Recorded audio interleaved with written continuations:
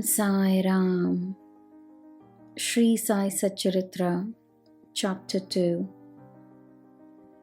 Object of writing the book: incapacity and boldness in the undertaking. Hot discussion, conferring significant and prophetic title of Hemadpant, necessity of a guru. In the last chapter, the author mentioned in the original Marathi book that he would state the reason that led him to undertake the work and about the persons qualified to read the same and such other points. Now, in this chapter, he narrates the same. The object of writing this work. In the first chapter, I described Sai Baba's miracle of checking and destroying the cholera epidemic by grinding wheat and throwing the flour on the outskirts of the village. I heard other miracles of Sai Baba to my great delight, and this delight burst forth into this poetic work. I also thought that the description of these miracles of Sai Baba would be interesting and instructive to his devotees and would remove their sins. And so I began to write the sacred life and teachings of Sai Baba. The life of the saint is neither logical nor dialectical. It shows us the true and great path. Incapacity and boldness in undertaking the work. Hemadpant thought he was not a fit person to undertake the work. He said, "I do not know the life of my intimate friend, nor do I know my own mind. Then, how can I write the life of a saint or describe the nature of incarnations, which even the Vedas were unable to do? One must be a saint himself before he could know other saints. Otherwise, how can I describe their glory? To write the life of a saint is most difficult. One may as well be able to measure the depth of the seven seas or enclose the sky with cloth trappings. I knew this was the most venturous undertaking which might expose me to ridicule. I therefore invoked Sai Baba's grace. The premier poet, saint of Maharashtra, Sri Dhyaneshwar Maharaj, had stated that the Lord loves those who write the lives of saints, and the saints also have their own peculiar method of assigning the service which the devotees long for. The saint inspires the work. The devotee becomes only an indirect cause or an instrument in achieving the end. For instance, in 1700 Shaka year, the poet Mahipati aspired to write the lives of saints. Saints inspired him and got the work done. So also in 1800 Shaka year, Dasganu's service was accepted. The former wrote 4 works: Bhakta Vijay, Sant Vijay, Bhakta Leelamrit, and Sant Leelamrit, while the latter wrote 2, Bhakta Leelamrit and Sant Kathamrit, in which the lives of modern saints were described. In chapters 31, 32, 33 of Bhakta Leelamrit and in chapter 57 of Sant Kathamrit, the life and teachings of Sai Baba are very well depicted. These have been separately published in Sai Leela magazine, numbers 11 and 12, volume 17. The readers are advised to read these chapters. So also, Sai Baba's wonderful leelas are described by Mrs. Savitri Bhai Raghunath Tendulkar of Bandra in a small book named Sri Sai Bhajanmala. Dasaganu Maharaj also has composed various sweet poems on Sai Baba. A devotee named Amidas Bhavani Mehta has also published some stories of Sai Baba in Gujarati. Some numbers of Sainath Prabha, a magazine published by Dakshina Bhiksha Sanstha of Shirdi, are also published. Then the question of objection comes in that while so many works regarding Sai Baba are extinct, why should this Satcharitra be written, and where is its necessity? The answer is plain and simple. The life of Sai Baba is as wide and deep as the infinite ocean, and all can dive deep into the same and take out precious gems of knowledge and bhakti and distribute them among the aspiring people. The stories, parables, and teachings of Sai Baba are very wonderful. They will give peace and happiness to the people who are afflicted with sorrows and heavily loaded with miseries of this worldly existence, and also bestow knowledge and wisdom both in worldly and in spiritual domains. If these teachings of Sai Baba, which are as interesting and instructive as the Vedic lore, are listened to and meditated upon, the devotees will get what they long for: union with Brahma, mastery in eightfold yoga, bliss of meditation, etc. So I thought that I should call these stories together. That would be my best upasana. This collection would be most delightful to those simple souls whose eyes were not blessed with Sai Baba's darshan. So I set about collecting Sai Baba's teachings and expressions, the outcome of his boundless self-realization. It was Sai Baba who inspired me in this matter. In fact, I surrendered my ego at his feet and thought that my path was clear and that he would make me quite happy here and in the next world. I could not myself ask Sai Baba to give me permission for this work. So I requested Mr. Madhav Rao Deshpande, alias Shama, Baba's most intimate devotee, to speak to him for me. He pleaded my cause and said to Sai Baba, "This Anna Sahib wishes to write your biography. Don't say that you are poor fakir and there is no necessity to write it.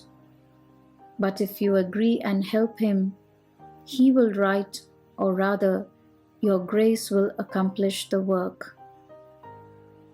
Without your consent and blessing, nothing can be done successfully. When Sai Baba heard this request, he was moved and blessed me by giving me his Udi and placing his boon-bestowing hand on my head, said, "Let him make a collection of stories and experiences. Keep notes and memos. I will help him. He is only an outward instrument. I should write my autobiography myself and satisfy the wishes of my devotees. He should get rid of his ego, surrender it at my feet. He who acts like this in life, him I help the most. What of my life stories? I serve him in his house in all possible ways. When his ego is completely annihilated and there is left no trace of it, I myself shall enter into him and shall myself write my own life. Hearing my stories and teachings will create faith in devotees' hearts, and they will easily get self-realization and bliss. Let there be no insistence on establishing one's own view, no attempt to refute others' opinions, no discussion of pros and cons of any subject. Significant and prophetic title. The word discussion put me in mind of my promise to explain the story of my getting the title of Hemadpant, and now I begin to relate the same. I was on close friendly terms with Kaka Sahib Dikshit and Nana Sahib Chandorkar.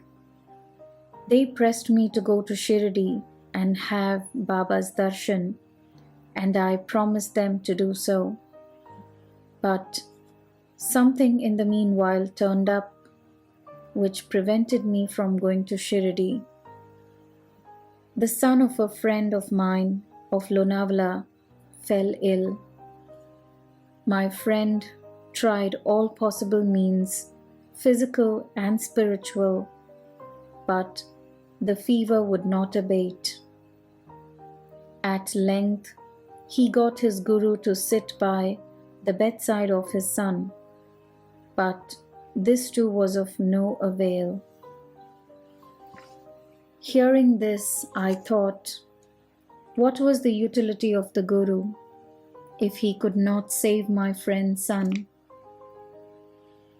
If the guru can't do anything for us, why should I go to Shirdi at all?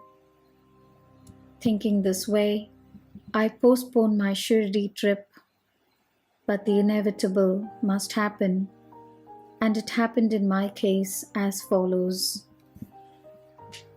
Mr. Nana Sahib Chandorkar, who was a divisional officer, was going on tour to Basen.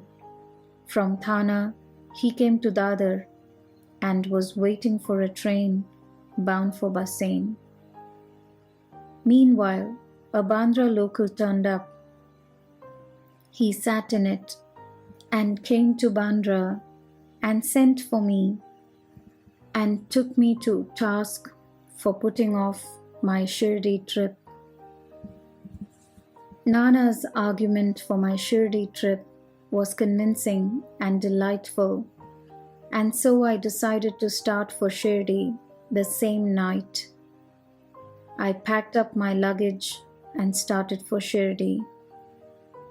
I planned to go to Dadar and from there to catch the train for Manmad, and so I booked myself for Dadar and sat in the train. While the train was to start, a Mohammedan came hastily to my compartment and seeing all my paraphernalia asked me where I was bound to. I told him about my plan. He then suggested that I should go straight to Boribandar and not to wait at Dadar, as the Manmad mail did not stop at Dadar. If this little miracle or leela had not happened, I would not have reached Shirdi next day as settled, and many doubts would have assailed me. But that was not to be. As fortune favored me, I reached Shirdi the next day before 9 or 10 a.m. Bhau Sahib, Kaka Dikshit, was waiting for me there. This was in 1910, when there was only one place, Satewada, for lodging pilgrim devotees. After alighting from the Tonga, I was anxious to have darshan when the great devotee Tatya Sahib Nulkar returned from the masjid and said that Sai Baba was at the corner of the Wada and that I should first get the preliminary darshan and then, after bath, see him at leisure. Hearing this, I ran and prostrated before Baba, and my joy knew no bounds. I found more than what Nana Chandorkar had told me. All my senses were satisfied, and I forgot my thirst and hunger.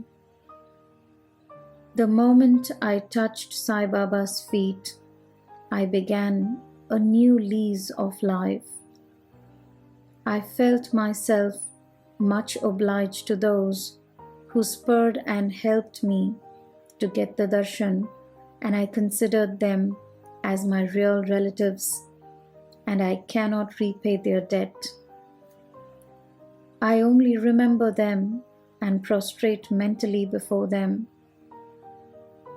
The peculiarity of Sai Baba's darshan, as I found it, is that by his darshan, our thoughts are changed. The force of previous actions is abated, and gradually non-attachment or dispassion towards worldly objects grows up. It is by the merit of actions in many past births that such darshan is got, and if only you see Sai Baba, all the world assumes the form of Sai Baba. Hot discussion. On the first day of my arrival in Shirdi, there was a discussion between me and Bala Saheb Bate regarding the necessity of a guru. I contended, why should we lose our freedom and submit to others? When we have to do our duty, why a guru is necessary? One must try his best and save himself. What can the guru do to a man who does nothing but sleeps indolently? Thus I pleaded free will, while Mr. Bate took up the other side, destiny, and said, whatever is bound to happen must happen. Even great men have failed. Man proposes one way, but God disposes the other way. Brush aside your cleverness. Pride or egoism won't help you. This discussion, with all its pros and cons, went on for an hour or so, and as usual, no conclusion was arrived at. We had to stop the discussion ultimately, as we were exhausted. The net result of this was that I lost my peace of mind and found that unless there is strong body consciousness and egoism, there would be no discussion. In other words, it is egoism which breeds discussion. Then when we went to the masjid with others, Baba asked Kaka Sahib Dikshit the following: what was going on in the Sateswada? What was the discussion about? And staring at me, Baba further added, what did this Hemadpant say? Hearing these words, I was much surprised. The masjid was at a considerable distance from Satewada, where I was staying and where the discussion was going on. How could Baba know our discussion unless he be omniscient and inner ruler of us all? I began to think why Sai Baba should call me by the name Hemadpant. This word is a distorted form of Hemadripant. This Hemadripant was a well-known minister of the kings Mahadev and Ramdev of Devagiri of the Yadav dynasty. He was very learned, good-natured, and the author of works such as Chaturvarga Chintamani, dealing with spiritual subjects, and Raj Prashasti. He invented and started new methods of accounts and was the originator of the Moody Marathi shorthand script. But I was quite the opposite, an ignoramus and of mediocre intellect. So I could not understand why the name or title was conferred upon me. But thinking seriously upon it, I thought that the title was a dart to destroy my ego, so that I should always remain meek and humble. It was also a compliment paid to me for the cleverness in the discussion.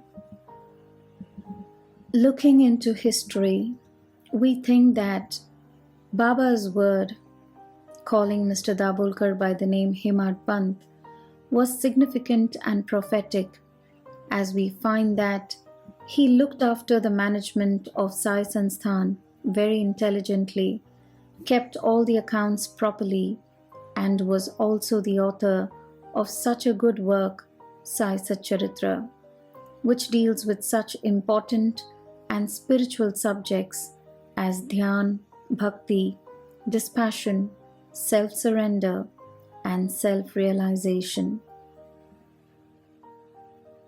About the necessity of a guru. Hemadpant has left no note, no memo about what Baba said regarding this subject, but Kaka Sahib Dikshit has published his notes regarding this matter. Next day, after Hemadpant's meeting with Sai Baba, Kaka Sahib went to Baba and asked, Baba, where to go? Baba said, high up. Then the man said, where is the way? Baba said, there are many ways leading there. There is one way from here also. The way is difficult. There are tigers and wolves in the jungle on the way. I, Kaka Sahib, asked, but Baba, what if we take a guide with us?